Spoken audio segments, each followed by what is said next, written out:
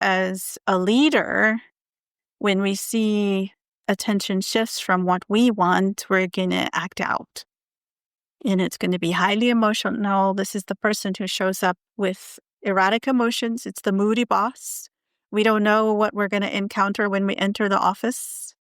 If it's going to be the happy boss or the sad boss or the angry boss. Overwhelm, reaction mode, and just keeping up are the old way. You need real, root-level strategies and practical steps to grow your business or ministry without exhaustion and burnout. Hi there, we're Anna Saucier And Megan Gephardt, best friends and business consultants who help faith-filled women create sustainable growth through simple strategy with a people-first approach. Here at Apostolic Fruit, we hope to offer you clarity, support, accompaniment, and healing, one tiny step at a time. Hello there, and welcome back to the Apostolic Fruit podcast. I'm Anna Saucier, and I have a very dear guest with me today. Not only have I known this incredible woman for years in different online spaces and in different capacities, I've also had the pleasure of being in her home and enjoying her sourdough bread, which is amazing. Dr. Carron Silva is here today to share with us about attachment styles and how the attachment patterns that we may have learned, picked up very early in life and throughout our formational years shape the way that we lead, and also the way that we can learn to lead differently. Welcome, Carron. Thank you. Thank you for having me. Yeah, it's super fun. We haven't done a podcast together. I don't know if ever. So here we are. I want to officially introduce Dr. Carron Silva as a South African immigrant, a wife of 30 plus years, and mom to adult children. She is a Catholic wholeness coach, speaker, and podcaster on forgiveness. She helps her clients navigate emotionally challenging situations, cultivate resilience after trauma, and is highly skilled at nurturing emotional safety, empathy, and accountability. She offers support, skills, and resources in a non-judgmental, confidential coaching relationship. She is herself an overcomer of sexual, physical, and emotional abuse and a survivor of political terror. Dr. Carron is the author of a Christian daily devotional, With You Always, A Journey with Jesus, comprising of scriptural reflections, images, and poetry. She enjoys home improvement projects, experimenting with sourdough, trout fishing, and growing, preparing, and preserving organically grown produce. Thank you for being here again, Carron. Yes, thank you for having me. I'm excited. Awesome. Before we talk about any detail when it comes to attachment theory or attachment styles, as with any kind of definitions that help us put things in a box or give us better understanding, we never want to assume that any of these things are going to tell us who we are. Correct. Right? The purpose of this is to not close our awareness into particular definitions, but to open our awareness and be able to explore using these words and distinctions in a curious way. How would you reflect on that or give permission in this way? Oh, absolutely. I did a podcast on forgiveness and attachment styles. And in that podcast introduction, I talk about how attachment theory is a theory. Theory is not necessarily reality. And so we have to be very cautious to assign what we learn about ourselves in light of theoretical perspectives to not adopt these things as our identity. Yeah, what also comes to mind here is remembering that we're never going to lead perfectly or get to a place of perfection inside us. So as we learn about these things, they're also not things to check off to say, I'm going to fix my anxious attachment style, right? Yes. That the mark of, let's say, a good leader or a growing and healing person is greater and greater attunement with oneself, with our limitations, and as I talk about a lot, the goal being to expand our ability to be present to ourselves. And I think that understanding attachment styles can help in that way. Yes, it's a magnificent tool, I think, to develop ourselves. Yeah, wonderful. So we're actually going to cut over to a recording of where Carron talks in depth and brings in the science as to what attachment theory is and what the styles are. So we'll cut over to that. You'll get about a 7-minute education on what that is. And then we're going to come back and we're going to talk about how this applies to leadership. Let me first begin by stating that it's always wise to make distinctions, and the distinction we must make today is to understand that attachment theory is just that, a theory. There are always exceptions to the rule. It's dangerous to accept theoretical findings from scientific studies as objective truth.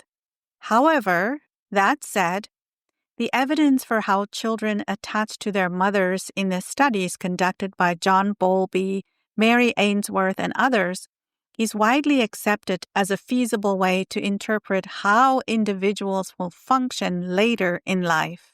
So let's begin. What exactly is attachment theory?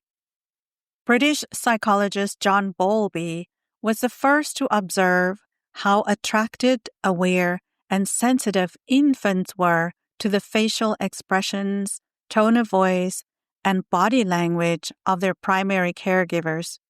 He believed that children innately gravitate toward one particular adult, or if possible, a few closely related adults through whom they learn how to communicate.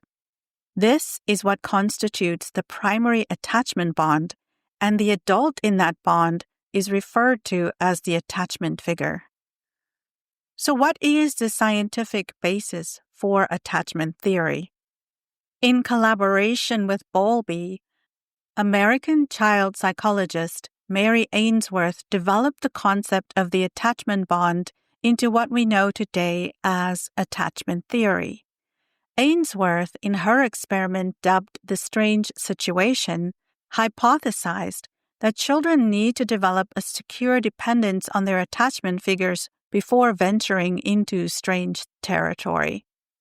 In her experiments, Ainsworth observed how a child between ages 9 months and 30 months behaved when a strange situation was created that left the child alone in the room for a particular length of time. For example, after spending some time in the room playing on the floor with the mother was asked to leave the room and return a few minutes later.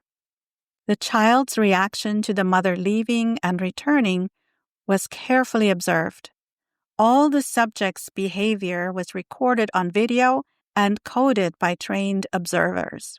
Observations were then categorized into 3 categories or attachment styles: secure, avoidant, and anxious or ambivalent. These all fall under what we call the organized umbrella of attachment, because all 3 of these styles elicit attention from the attachment figures.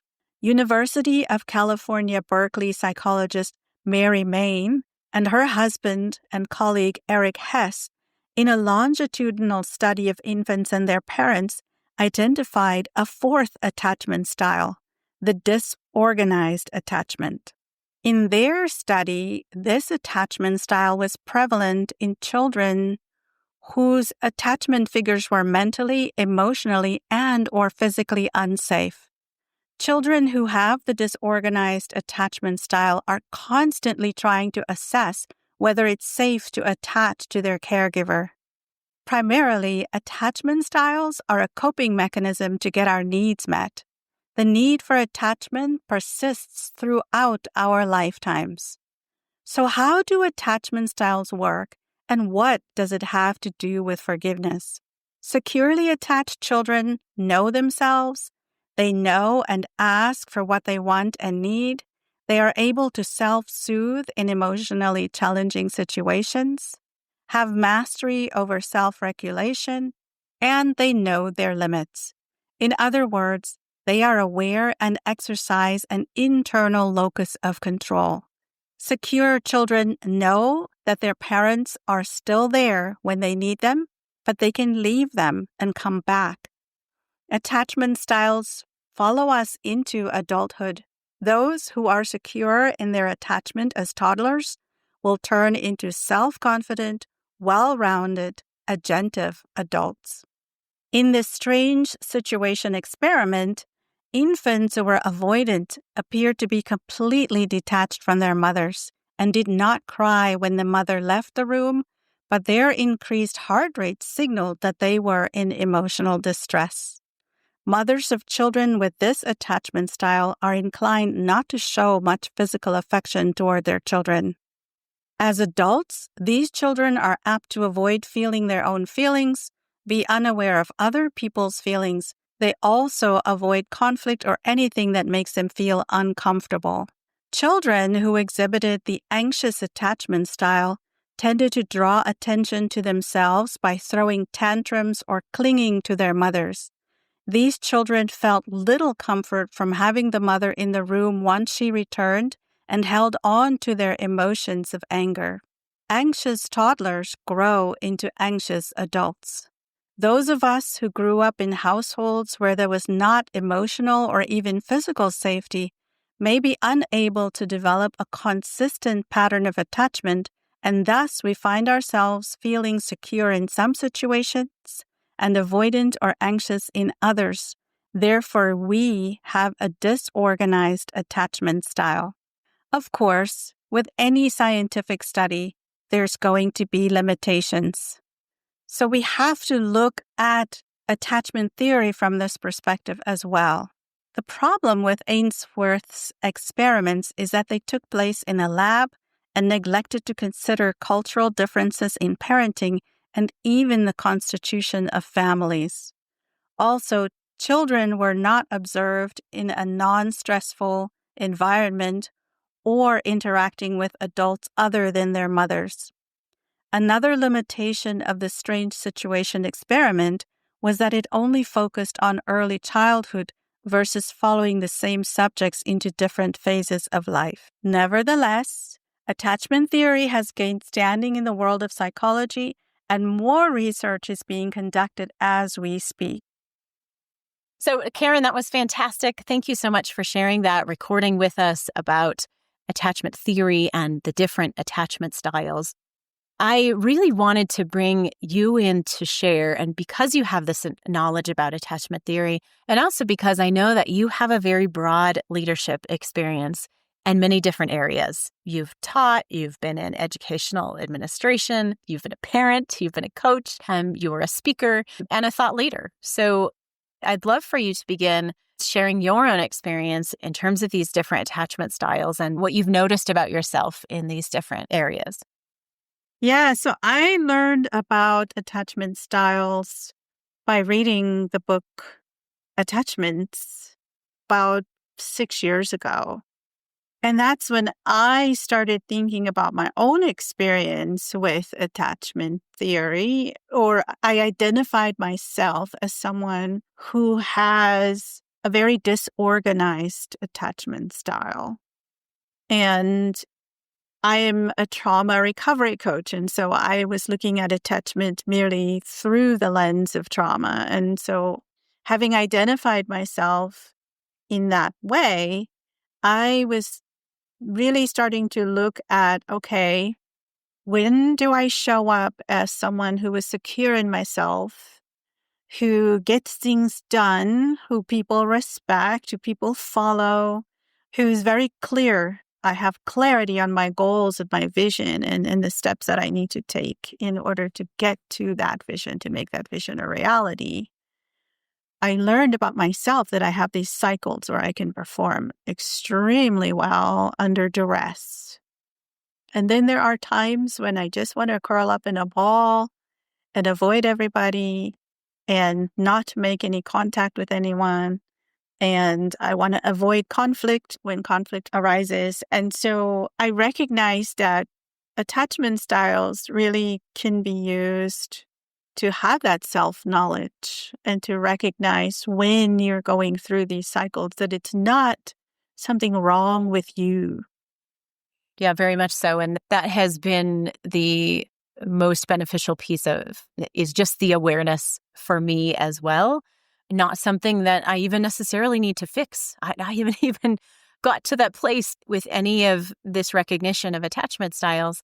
But that awareness itself, even when I have found myself in a moment of recognition of, oh, I'm reacting in this way, this is reminding myself of the experiences I had early on that caused me to react in this way, right? There's a reason for this. And in that moment, I can be so much more understanding and compassionate. And that in itself is healing, right? Yes, being understanding and compassionate toward yourself. And also understanding that the people who were your primary caregivers.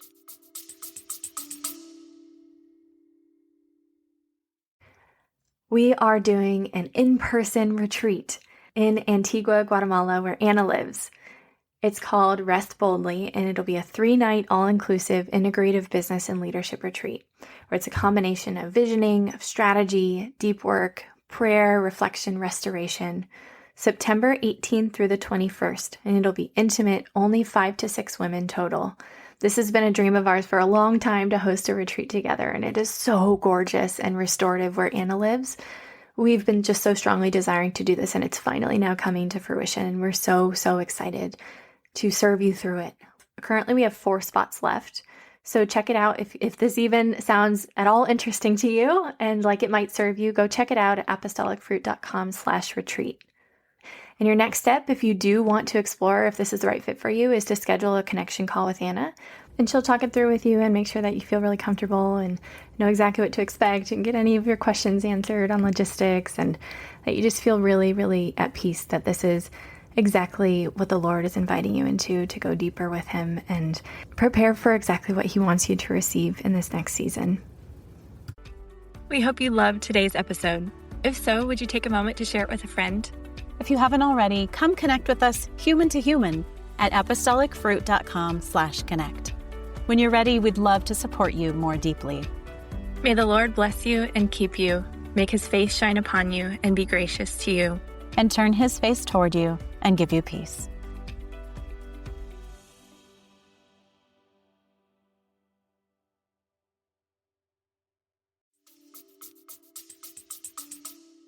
They also have their own attachment styles from the generation before them. And so it's circular, right? And so when something is circular, there's no end and there's no beginning.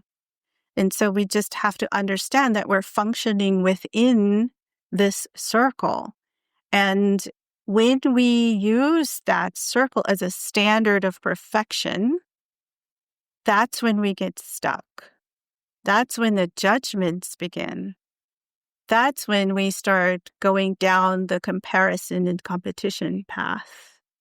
Yeah, and I can relate to that in many instances where some of the ways that I understand it for myself, where I can see the attachment styles coming in, are especially if I start to get overwhelmed or overloaded outside of a zone of comfort. Your nervous system is reacting to say, wait a second, we're getting outside of these limits. That's when I start to find some of these come up in different ways. And like you said, recognizing a disorganized attachment style, I think I tend to lean a bit more avoidant than anxious. And I notice those avoidant patterns come in when I get overloaded. You notice that conflict avoidance, wanting to shut down more, being less cooperative. I'll just do it myself, and that kind of closing in. And just recognizing that, I have learned to say, okay, this is what's going on. There's just a need here. Yes. I just need some space. I probably need some rest. I need to slow things down, as opposed to before the understanding, my reaction was more of a blame and shame, either toward myself or toward someone, the other person who is like causing the overwhelm. They're asking a lot of questions, and I get overloaded and want to blame them for asking questions, when the truth is that I just need to slow down and take some more space for these. Yes. With those, I did compile a list of how in leadership different attachment styles will show up. Excellent. Let's talk about that. So people who have secure attachment styles in a leadership role or even in a place of employment, these individuals are highly self-aware. They know what makes them tick and they know what ticks them off, right? They value relationships over material goods. And that's why in our space, in the coaching space, long-term relationships, when you're building your business, organically growing your business is really ideal for anyone, any attachment style. But the person who is securely attached is not afraid of all the no's that they're going to get initially. They're not going to be afraid of the rejection because they have an understanding that it takes time to build relationships, authentic relationships. Okay. They're risk takers. They're going to go outside their comfort zones. They're going to think outside the box. They're very systems oriented. They know that if you have your systems in place and if you take time to put those systems in place, then the results that you want will follow. They're very strategic thinkers, and they see failure as an opportunity to learn. And on top of that, they're very, very quick to pivot when things fall apart, when things don't work out the way that they want them to work out. Because we see that with secure attachment, the child knows that the primary caregiver is safe and consistent and will always be there. As an adult and as a leader, that primary caregiver, if we want to take it even one step further to internal family systems, that primary caregiver is now present in the person who has a secure attachment because they have that attachment to themselves, to their inmost self. They don't need other people to constantly validate them. And so in business or in leadership, the validation comes from the self, not the sales, not the responses from other people. And so they take their time and they engage with people because people are much more important than material success. But they also know that the material success will come from their investment in the people. Yeah, that's a really interesting distinction as well. Like if we think about the study that was done and you talk about how it is about safety. And I'm just thinking right now, if we don't have the consistency of safety from that primary caregiver, then we're going to look for it in other things. And that may be material objects, material things. The child may latch on to objects rather than the caregiver, and that comes straight into our workplace. Yes. Yeah, that's fascinating. Yes. And that's actually the avoidant attachment style. That person will attach to, and in the studies, what they found was the way that the study worked is the mother would leave, the child would be left alone in the room. When the mother would return, the child would completely ignore the mother and attach to whatever toys, whatever material things were in the room. And so the person with that avoidant style would focus more on getting the thing, getting the sale, making the sale, growing the network. I'll just do it myself because I can't trust anyone else to do it the right way or my way. It's my way or the highway. They're very production driven and very averse to feeling deep emotion because feeling deep emotion can feel very unsafe. Yes, absolutely. Yeah. And when we haven't had, that has been my experience personally, as it was unsafe to feel deep emotion because we're not actually designed to feel deep emotion alone either. Correct. I know we're meant to be held and to be comforted and to be seen and heard in that, and we haven't had that, then it is deeply scary to go into those deeper places. Yes. And so on the flip side of that, though, is this person's inability to disconnect from the work. Because if you're finding your fulfillment, if you're finding that connection in the work, then when you're not working, it feels like there's something missing, that you're not doing something correct or correctly. There's an inability here to, as coaches, to truly listen, because we're always thinking about the next thing. What am I going to say next? How am I going to get the sale? How can I get this person to come into my circle, right? There's a deep, deep, deep fear of rejection. And this shows up in marketing. And so, like I said, I'm one of those people who would go back and forth, back and forth. And so because I experienced deep rejection or abandonment wounds in my early childhood, I do show up sometimes as this person who has an avoidant attachment style. And that is because I am so afraid of rejection. So when I first started my coaching business and was instructed to get on the phone and call 100 people, my nervous system, yes, you were there. You witnessed my complete demise, all the tears. That person will shut down. Your nervous system will shut down because of that fear of rejection, because you're carrying this abandonment wound and this attachment style of avoidance, right? And so what can happen here is we fill that with busyware and productive procrastination. I think I have like 12 different products. Ask me how many of them I've launched as a coach. Oh, you're not alone in that one, yes. And they're amazing. They're amazing products. If the world could see them, I mean, there would be such goodness that could come out of them. But because of that wound of abandonment and because we're avoidant in our attachment, we will avoid making the contact, making the sale, taking the leadership role. And we can't make ourselves wrong for it.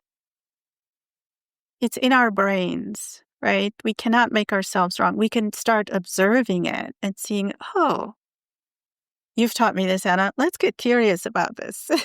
Why am I sitting here for hours creating a perfect product, which I know is going to sit on a shelf because I won't have that ability to cross over into that secure attachment style where I'm feeling confident that the work that I've produced is going to help someone.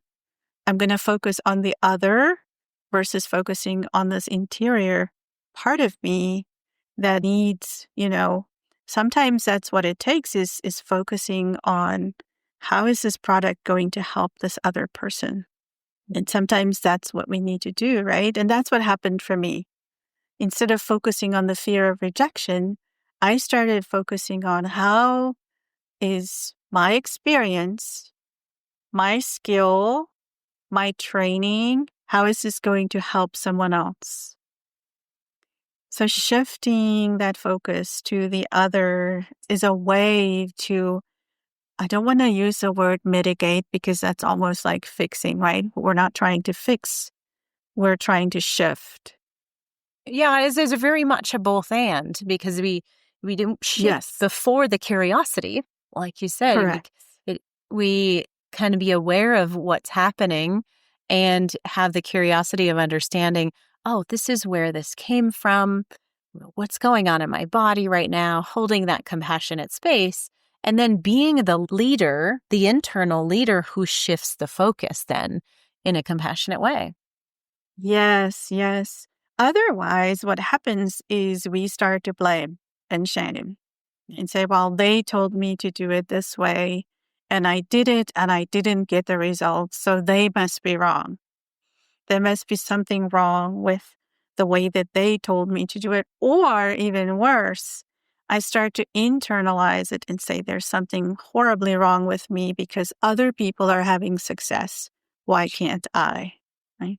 So then the locus of control shifts to the external versus the internal. And when that starts happening, then we go down the competition and comparison game. I love that concept of a locus of control.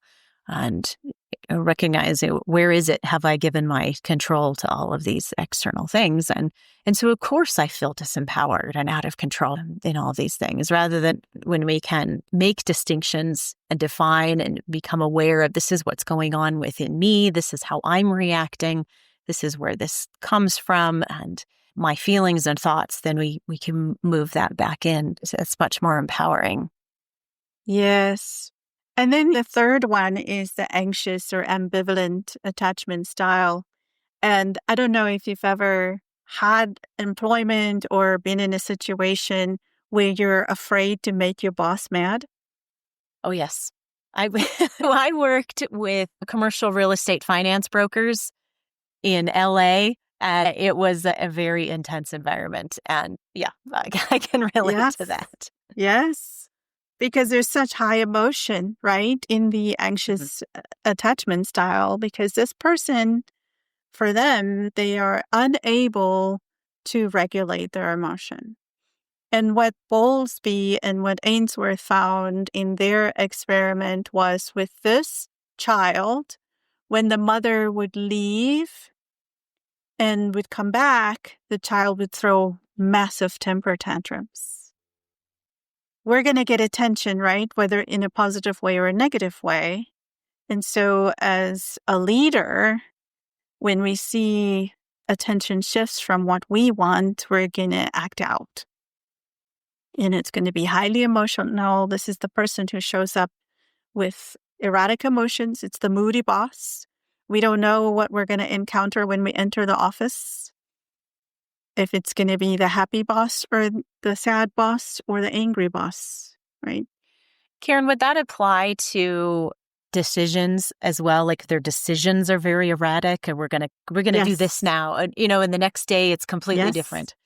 Yeah, correct. Yes, and within ourselves as solopreneurs, we show up in the same way. And like I said, I have a disorganized attachment style, so I could show up totally like this.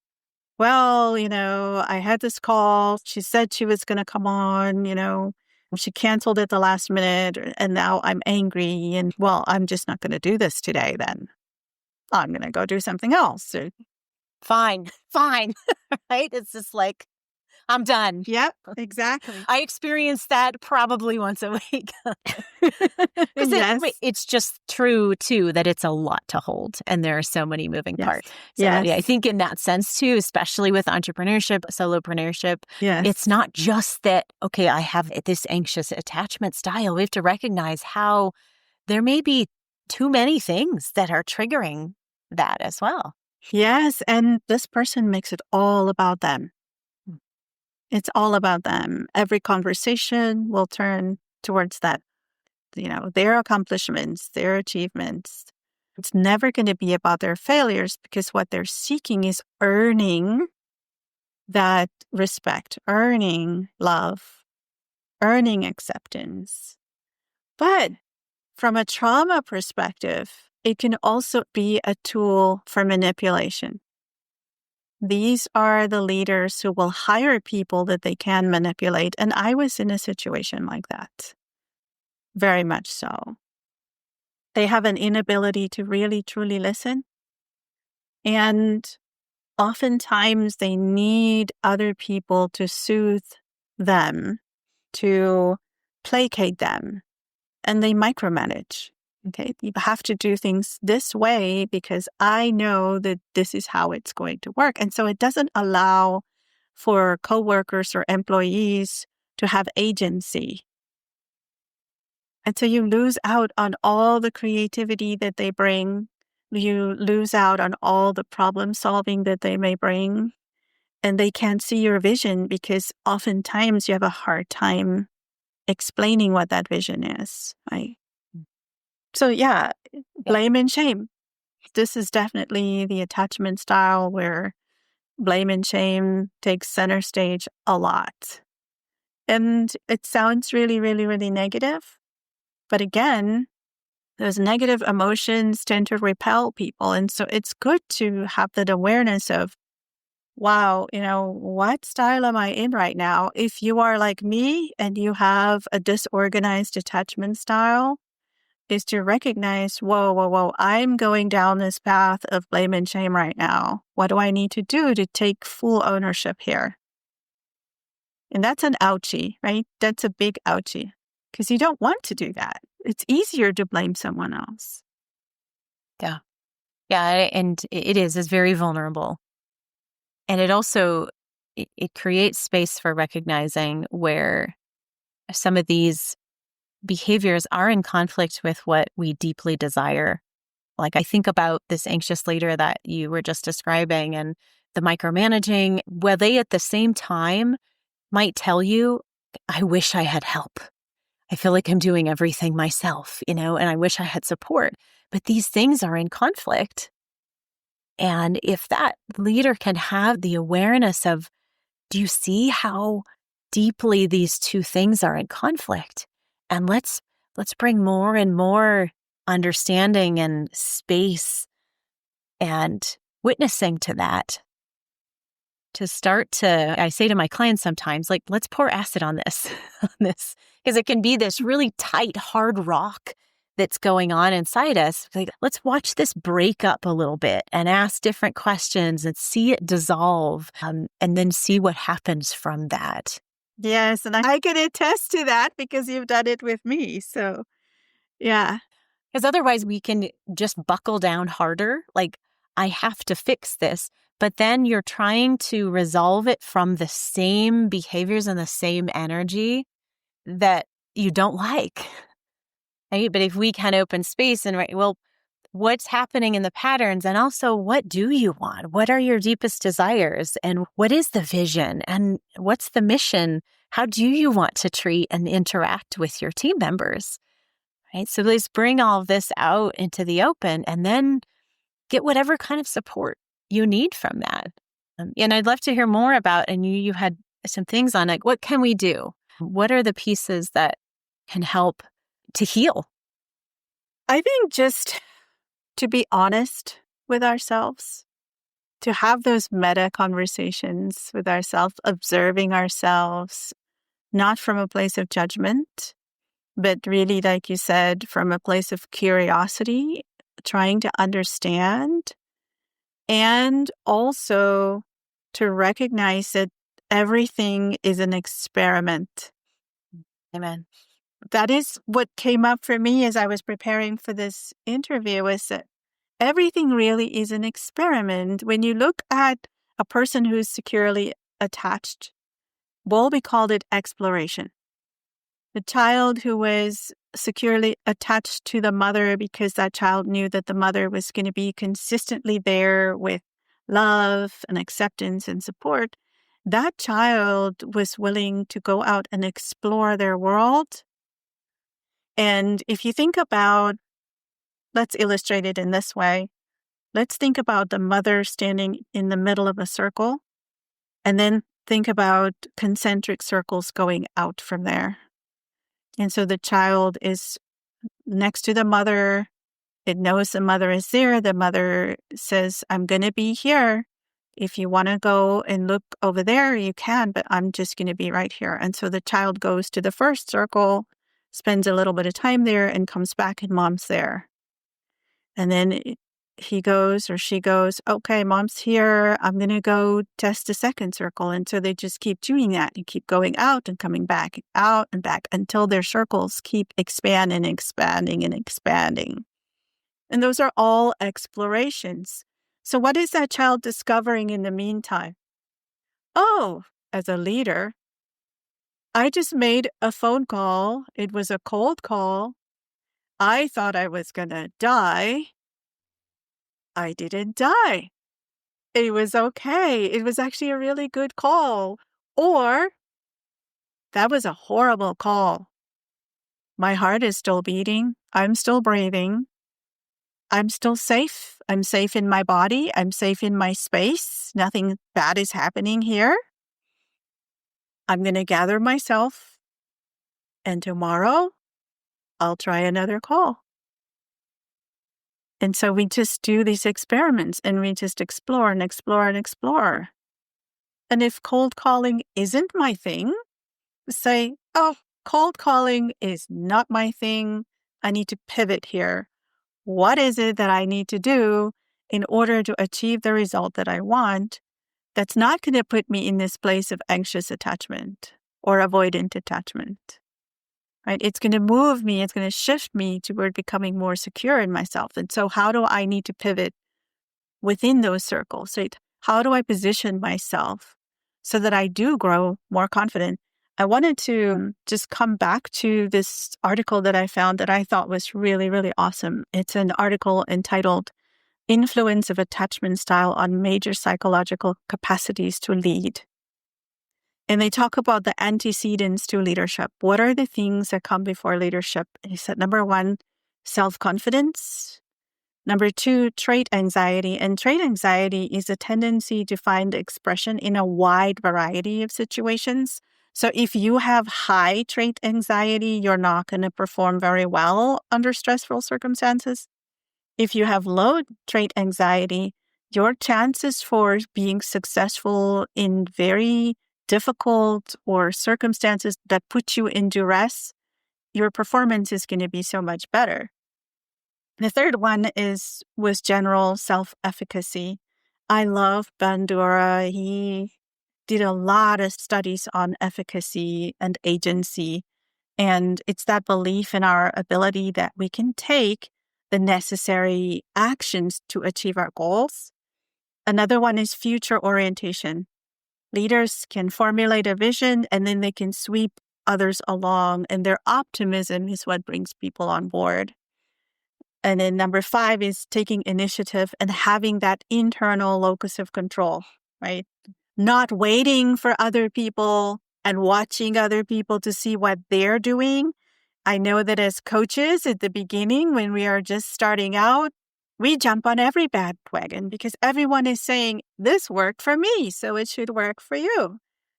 And so that's when that ambivalent, anxious, avoidant, disorganized attachment really gets triggered when we're just starting out and we wanted to be successful and we're throwing all kinds of money at our business and the ground is shifting all the time, right? So having that internal locus of control is something that we can work toward in our early stages of starting a business, especially in the coaching world. And then the last one is openness to experience. How open are we to experience all of it? And I can speak from personal experience. I was very open to experience all of it. And all of my attachment styles were triggered. But it's been 4 years. I'm in year 5 now. And I'm starting to feel myself shifting into that more secure attachment style where if I make a mistake, if I make a wrong decision, I can say, okay, I made this decision. It's all on me. Nobody forced me into it. I invested in this program. It didn't work out for me. What can I learn from it? How do I want to invest differently next time?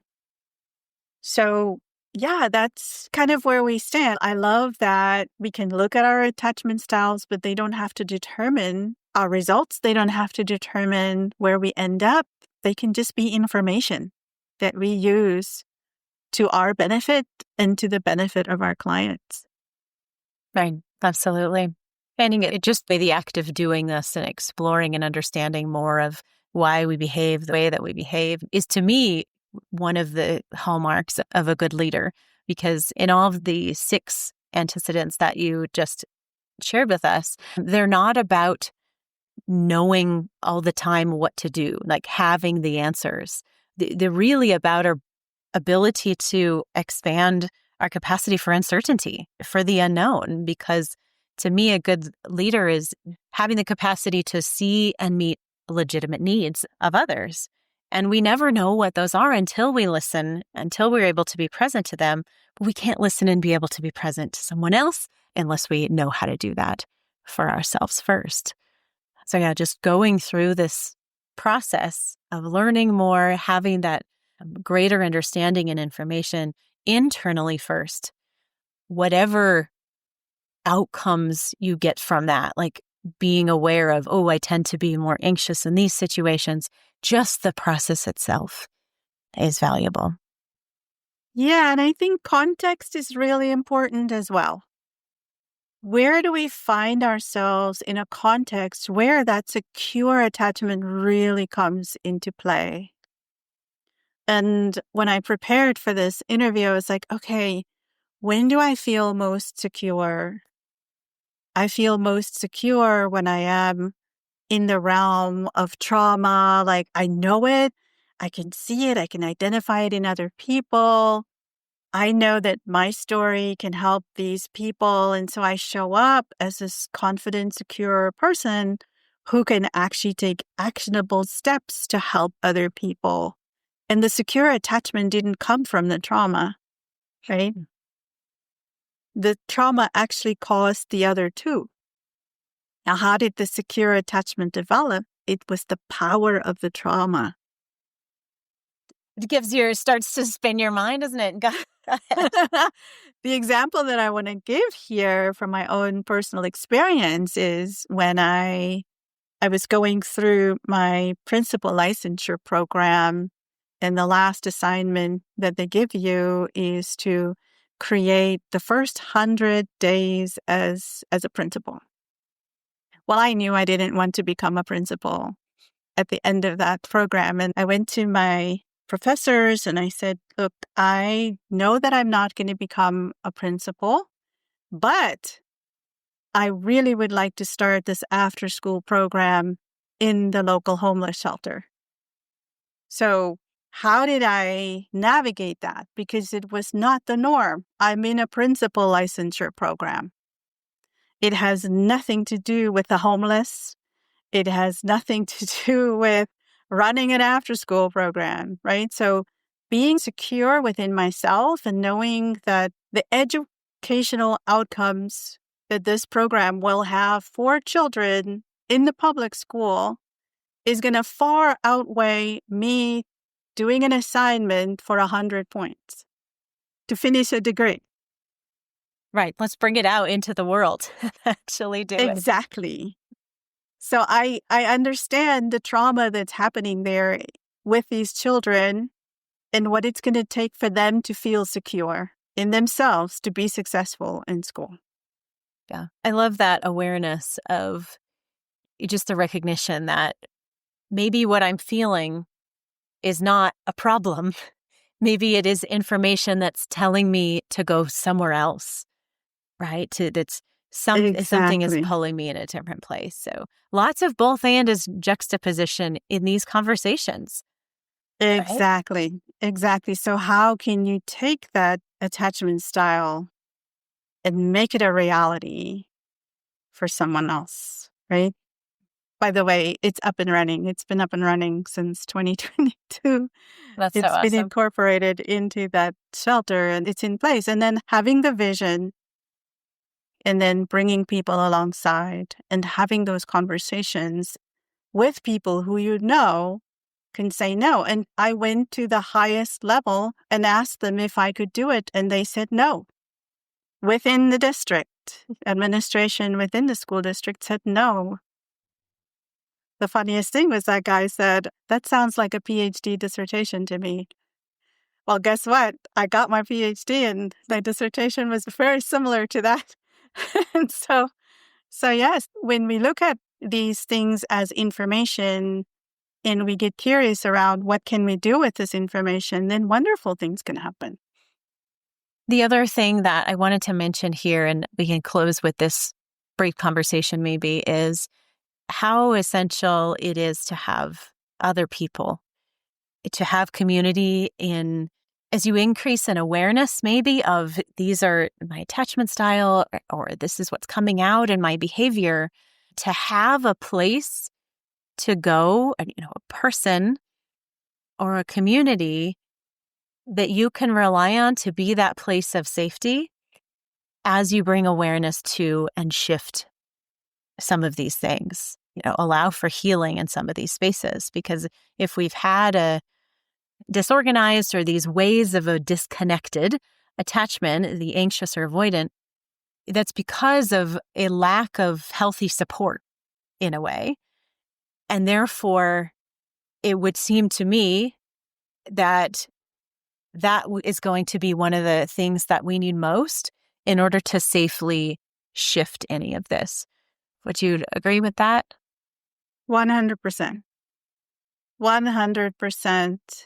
And like you've said at the beginning of this podcast, you've known me for years now, and you were there at the beginning. And it's been a mutual sort of watching each other shift and grow. And I think the space that you've created is certainly a place where people can thrive and become more secure in themselves. There are other places in the Catholic sphere where this is also possible. I am a member of another community that feels very much like I'm at home and I can fail and show my warts and nobody's going to judge, right?